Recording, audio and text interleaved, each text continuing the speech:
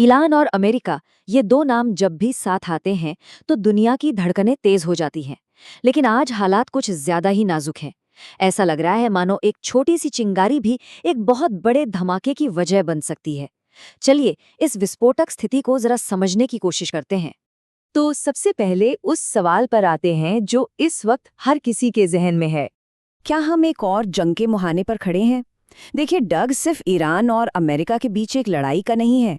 डर इस बात का है कि कहीं ये एक ऐसे वैश्विक टकराव में ना बदल जाए जो पूरी दुनिया को अपनी चपेट में ले ले।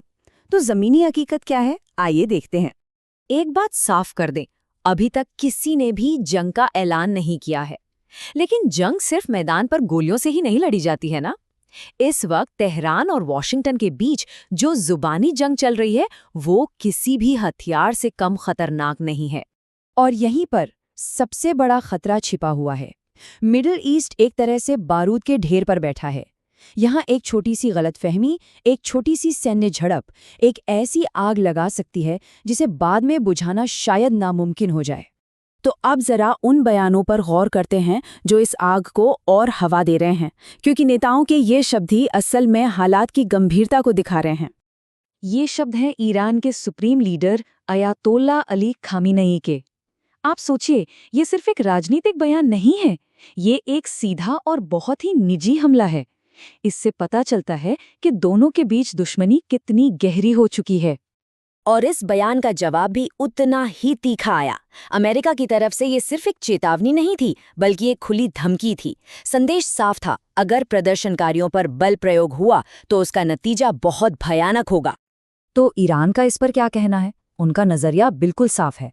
वो कह रहे हैं कि उनकी सड़कों पर जो हो रहा है वो लोगों का गुस्सा नहीं बल्कि एक विदेशी साजिश है।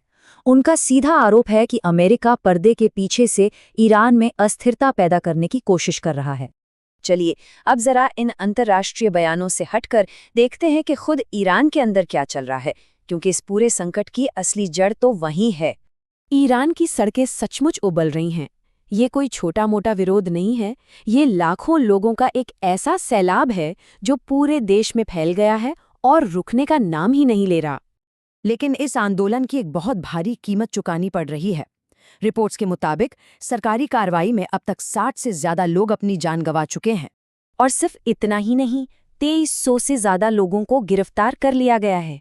सोचिए, ये सिर्फ आंकड़े नहीं है, ये इस बात का सबूत है कि सरकार विरोध की हर आवाज को खामोश कर देना चाहती है। सरकार ने हर तरीका अपनाया है इसे रोकने का। इंटरनेट बंद कर दिया गया, फोन नेटवर्क बंद कर दिए गए ताकि लोग एक दूसरे से संपर्क ना कर सकें। सुरक्षा बल प्रदर्शनकारियों पर सख्ती बरत रहे हैं और तो और खुद सुप्रीम लीडर ने कहा है कि प्रदर्शन करने वालों को कठोर दंड दिया जाएगा। तो अब सवाल ये है कि ये सब कुछ किस दिशा में जा रहा है। आइए इस पूरे गतिरोध का सार समझने की कोशिश करते हैं। तो कुल मिलाकर तस्वीर क्या बन रही है? एक तरफ ईरान है जो बाहरी ताकतों का डर दिखाकर अपने ही लोगों की आवाज को दबा रहा है। दूसरी तरफ अमेरिका है जो कहता तो है कि बातचीत का दरवाज़ा खुला है, लेकिन साथ ही साथ ताकत दिखाने की धमकी भी दे रहा है। और इन दोनों के बीच में खड़ी है बाकी दुनिया, जो बस यही उम्मीद कर रही है कि ये टकराव किसी तरह टल जाए। तो अब तक की कहानी का सार यही है: खामेनेई के तीखे बयान, ट्रंप की खुली चेतावनी और एक ऐसी शांति जो किसी भी पल टूट सकती है। जंग अभी शुरू नहीं हुई है, ये सच है, लेकिन हालात ऐसे हैं कि दुनिया ने अपनी सांसें थाम रखी हैं। तो आखिर में सवाल यही बचता है, क्या ये सिर्फ एक डिप्लोमैटिक गतिरोध है जिसे बातचीत से सुलझा लिया जाएगा, या फिर ये उस बड़े तूफान से पहले की खामोशी है जो सब कुछ तबाह कर सकता है?